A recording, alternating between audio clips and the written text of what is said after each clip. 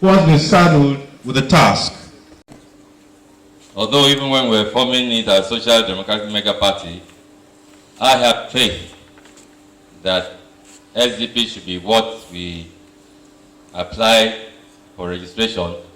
And then we changed our name to, we deleted Mega from our name, and the name became SDP, which was the intended direction that we have wanted.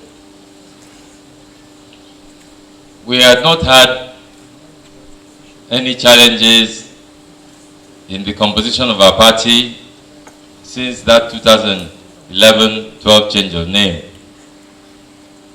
because we were able to mold a party that was like a collective of like minds. So there was never any factionalization within our midst. Although we knew we needed to increase participation by enabling many of our states that were not really as active as we wanted them to be, by enabling them to be more active. In that journey direction, some members of PDP came to join us in 2018. They promised that they were coming with governors, ministers. So on that premise, they were given some preferential treatment into the process of their joining our party. Unfortunately, they brought more strife, grief, and division within our party, and we never saw any governor appear. We never saw former ministers, but there was no current minister who actually joined them. And the leader who led them was Professor Jerry Ghana, who even in the process of the primaries, these same people betrayed him. We were now caught in a situation where we even had our challenges began. We had court processes to determine who was the presidential candidate of our party. And all of you will recall that those processes in 2018 led us to being in court,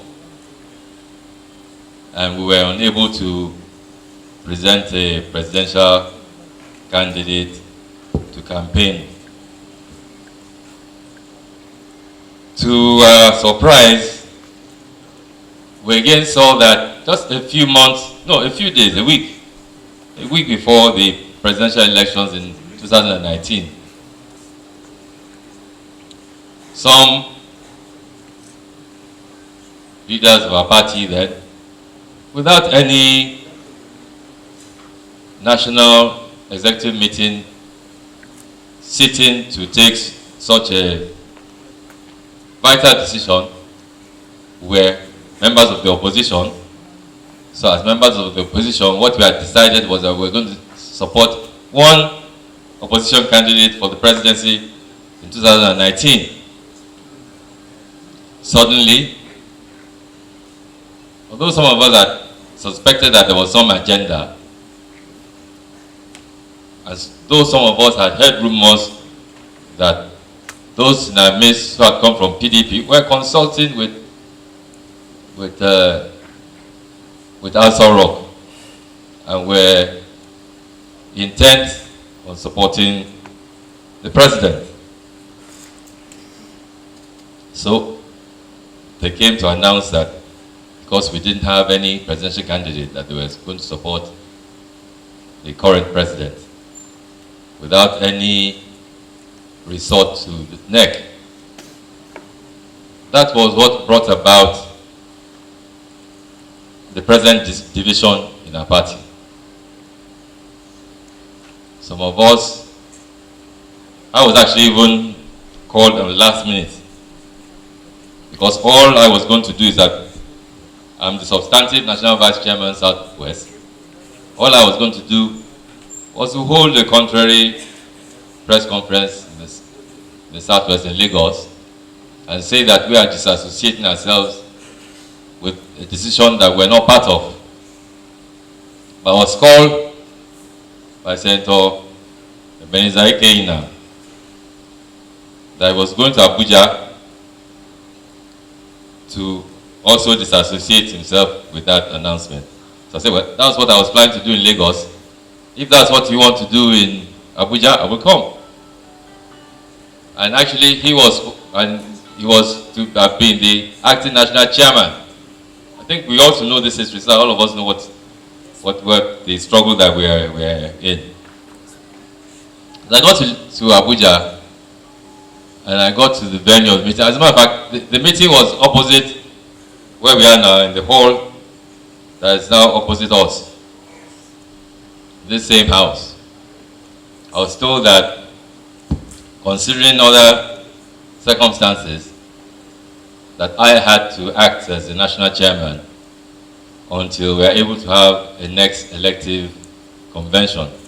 I declined, and the premise of my decline was that I'd come to support someone else to be the acting national chairman, and that I will continue to do that, and I declined.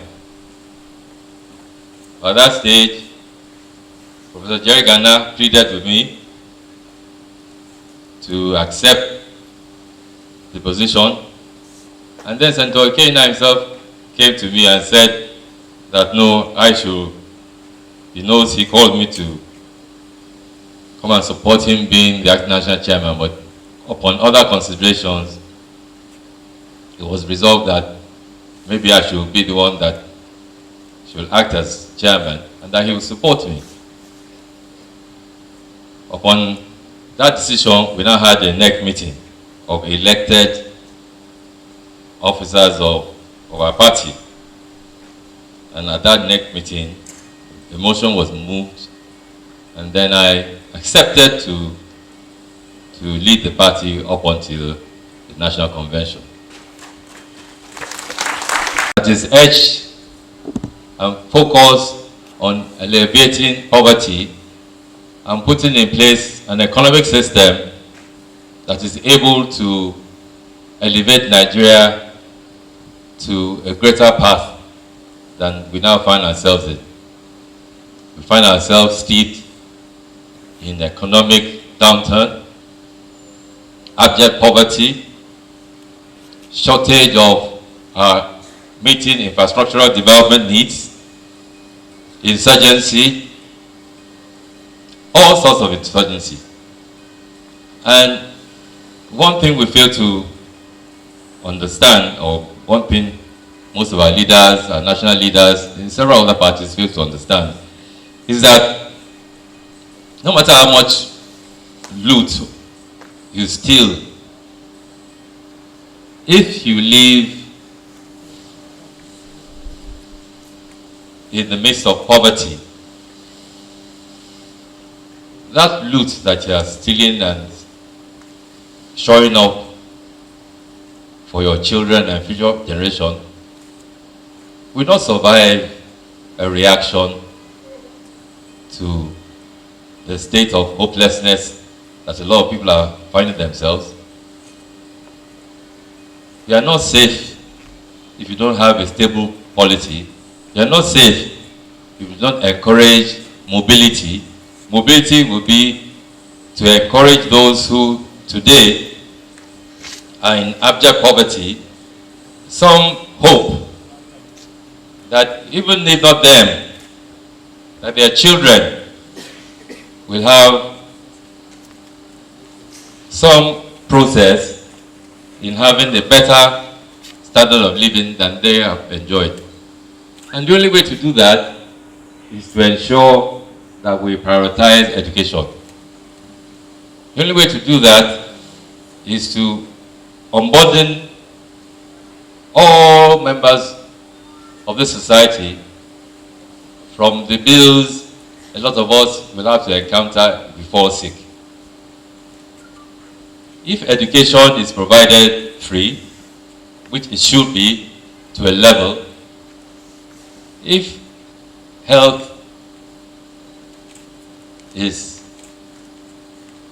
a service that is available to all of us at the primary level, then everything else will progressively fall in. There are countries that have most of their earnings based on the ability of an educated workforce being able to go and work in other jurisdictions and remit their earnings back home. So education, health, and of course infrastructural deficit needs should be the focus of any government that is intent on combating the various challenges that we are faced with. As a political party, we are faced with litigation in determining the legal leadership of this party. We have encouraged you to ensure that you've done your state congresses, National Assembly, as well as state primaries. At the end of the day, whenever that comes, we had wanted it to come earlier, but we must be mindful that the COVID-19 process took about 18 months, a year and a half, out of the life of our court case. Otherwise, the court case will have been determined by now. But that notwithstanding, all of us are alive to have witnessed people who became governors, even when other people campaigned for that position. People who became senators, even when they didn't even campaign for that position. That was possible because at the end of the day, the court ruled that they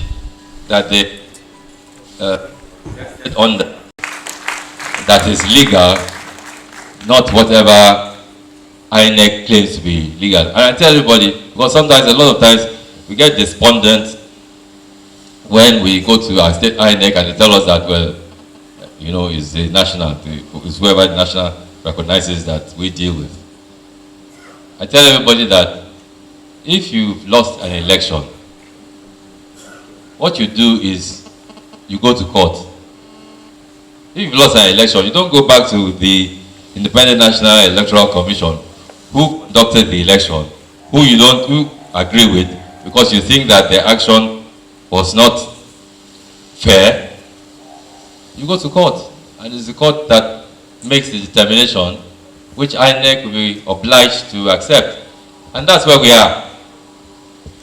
And that's why we've told you that whatever you've done, directed within the timeline, because we gave you dates, you have to write to the National Secretariat, to the Secretary, and then we send it to INEC. So, what the law says is that INEC may attend your event, but we are under obligation to let INEC know the date. It is left to them to elect to attend or not attend, as long as you have the evidence of having conducted the process. Then you wait until the pronouncement of the court. And that's why today's event, in obedience to the court order, which our lawyers this afternoon decide that they're going to actually do certain things about compelling obedience to the court order. Because there's a status quo. It's the covenant of any government that we put in place and ensure that our candidates are a reflection of our own belief in evolving a fairer society, our own belief in skewing our economic policy towards alleviating the enormous poverty indices that affect most of our people. We have massive young unemployment, as I said earlier on. The essence of governance is to provide security.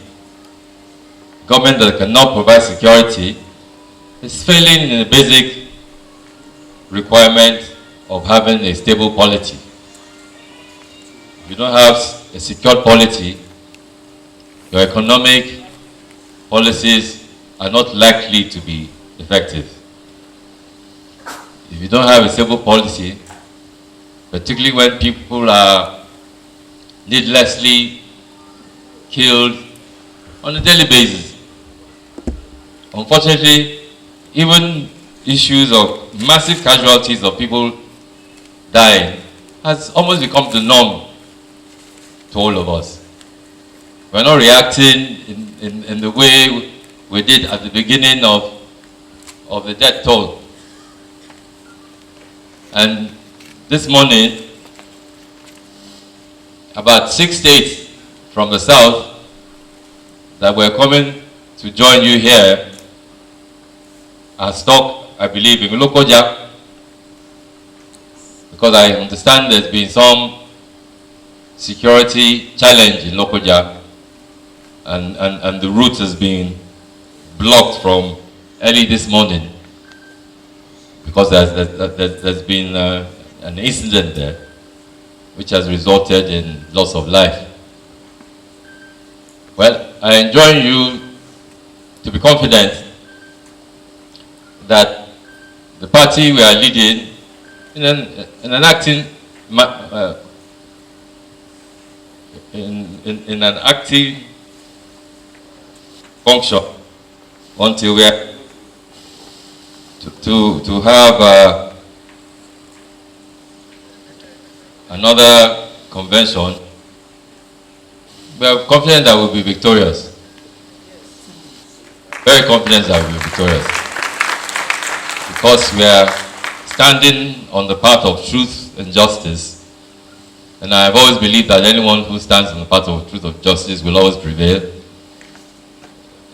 It may not be as quickly as we will have wanted, but I'm confident that we'll prevail. And one thing I can assure you is that we will not back off.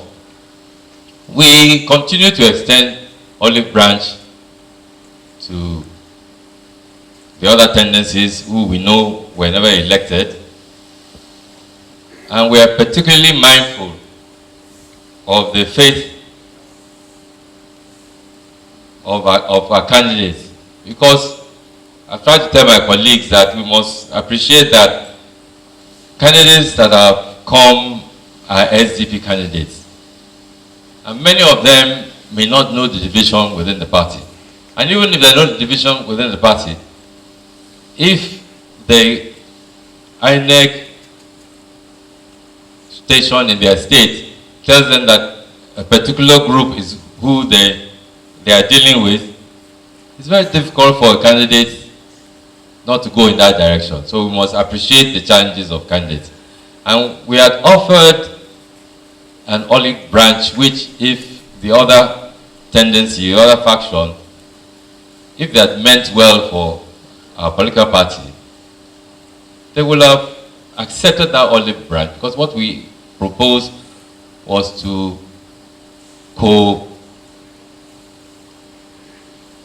administer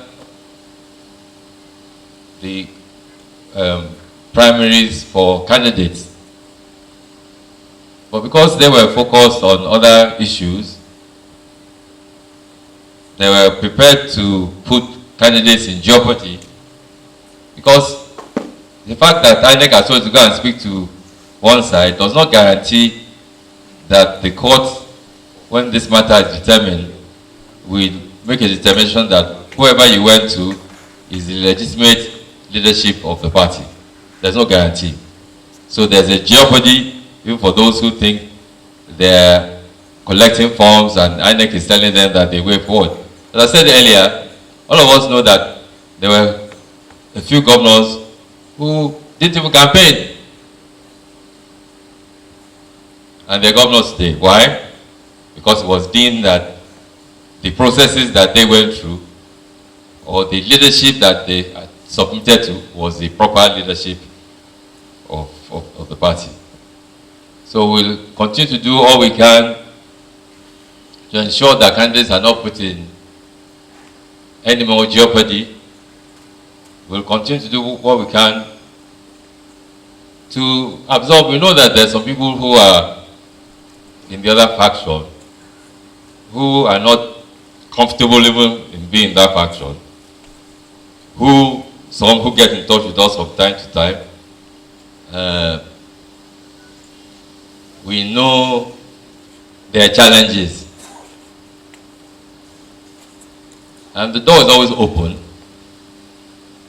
After all this event, we expect to have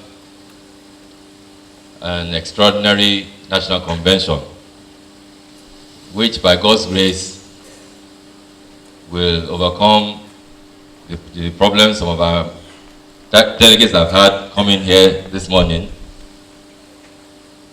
and which will include all the tendencies, particularly the other tendency of our party, provided they all accept a uniform constitution which all of us had fashioned together.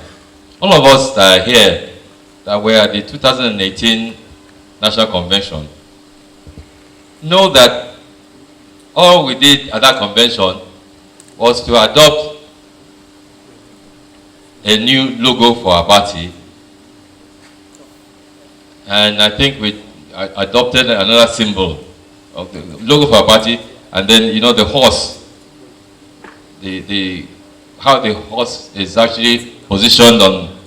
We changed that, so that's why I try to implore all our members to try to accept that, because all of us were conscious of that. All of us also know that there was no new constitution presented to us. All of us also know there was no individual that we elected at that convention for the party. After the logo event, the next thing we went to at that convention was to vote for the presidential candidate of our party. And the curious thing is that even INEC, their report confirms what I'm doing, what I'm saying, because their report is in our custody. Confirms that was all we did, that we didn't adopt any new constitution. We didn't elect anyone into the National Convention. We didn't elect anyone at the National Convention into the National Executive Committee. Even their report affirms and confirms this fact. So it's curious that they're saying that in their own document of their own recollection of the convention and doing the opposite of what they are saying. As I said, we are on the path of truth and justice. And being on the path of truth and justice, I'm quite confident that we will overcome the challenges in front of us. And that by God's grace, SDP in one form or another will be part of the next national government of this country.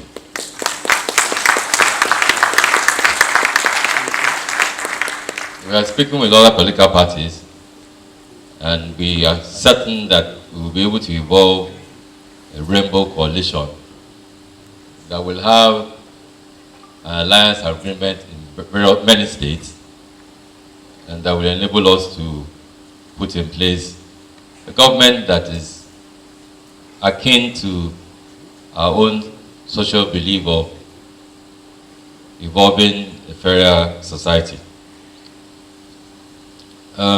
The day is well spent.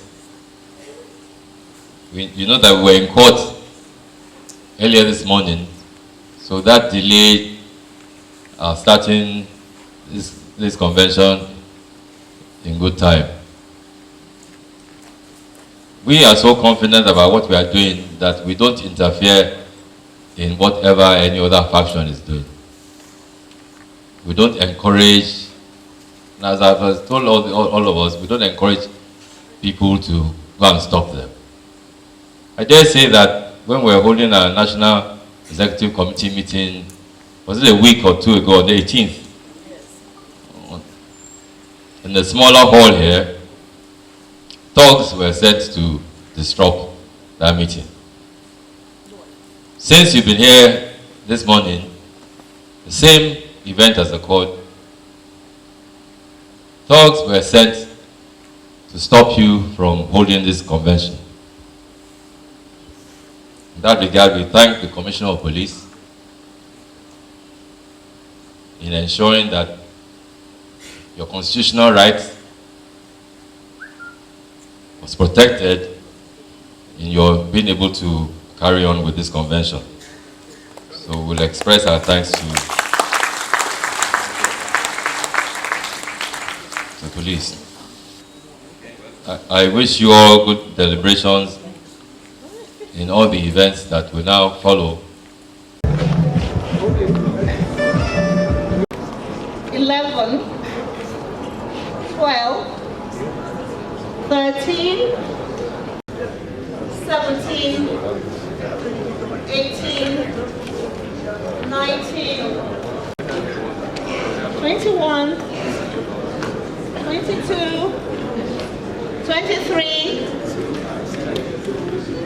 24, 26, 27, 28, 30, 31, no?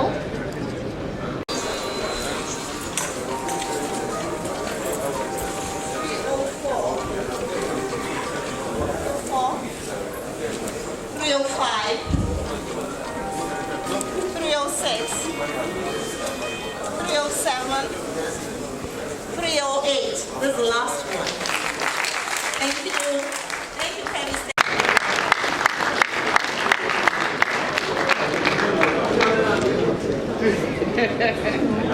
Two no, and 1 point. So 3 out. Thank you very much. Can we meet? Please get your name, sir. My name is Barrister F.A.R. Obi Okafor. In line with INEC rules, we are doing what every other parties are doing. Getting set for the general election of 2023. Now you have delegates from how many states? From all the states of federation. We have delegates from all the states of federation. You can hear when they announce it, that the entire states are now fully represented. Okay, so how many candidates we have in place now as we speak? As we speak, only one candidate picked a form. Okay. That Dr. Senator Ikeyina. In absence of no other contestant, we have no option than to declare him unopposed. Okay. So now that the voting is ongoing, we learned that there was a suit ongoing. Does it disturb or interfere with this particular exercise? The suit is particularly about officers of the union, of the party. And the court has made an order, the status quo, and to be maintained, which we have done. And in line with the general practice, even when there are factions, it will not stop both parties from following the annual regulations. Else will be cut off. So that's what we are doing, so that at the end of the day, whoever emerges, we are not stopping the other party from doing whatever they want to do. Neither will they stop us. We're all SDP. So that at the end of the day, whoever that emerges, we will team up and we'll be caught off guard. Thank you for your time, sir. Thank you, sir. Any delegate Chief Mike Odunrinde. I live in FCT. I was the chairman of AD in FCT. In fact, AD was formed in my house. And then before we got an office, so I was the heart of AD. You know, I'm going into retirement. That's why I'm not moved the way I'm moving now. Again, I am the Grand Patron of Yoruba Committee in FCT, which I formed around 30 years ago. And I'm still there. I was the president before, but we elected more people and they made me the head. That's who I am. Yes, sir. For this occasion, we heard you are the... I'm the chairman of the Convention Committee. Okay, for this National Convention. For this National Convention. What we have achieved is that we want to prove wrong those people who believe that they are splitting the SDP. We have had this before. When I was when we were near they did the same thing. The governors gang up against most of us. In fact, I was the arrowhead. That time you have Abasanoma fashion and all the whatnot. I was involved in it.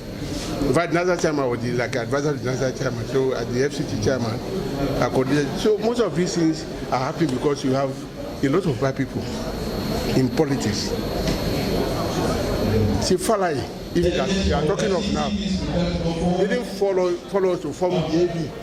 It was myself and Supo Shonibare, because it's like a junior brother to me, like him that they are forming this game. But this will come in as spoilers. For instance, somebody is Agunoya, UK is the chairman of the other side. I don't even know him. Know him, but he was a PA to Falai. He was not a member of it in the first place. All this party, they were not part of it. And later he became the PA to Falai. Naturally to me, Falai and myself, maybe you know me a little. I'm 82 now. So when I'm telling you, I just work at this. My brothers are bringing me out of retirement because the fight cannot stop until this country is revived. My name's Ambassador Endurance Kejuku Phillips, and I'm the Vice Chairman. How will you describe today's exercise? Fantastic. As you can see, it went well. So, what are the promises that SDP holds for Nigeria in the forthcoming general election? You know what SDP stands for, and you know the group of people in SDP now. They are people of, great integrity and people of honor. And we are going to bring a very big honor to the entire nation. Your presidential candidate is from your region. What do you expect from him? Yeah, everybody has been asking for a presidential candidate from the Southeast. It is true that he just lost his wife last week. He is an SDP senator.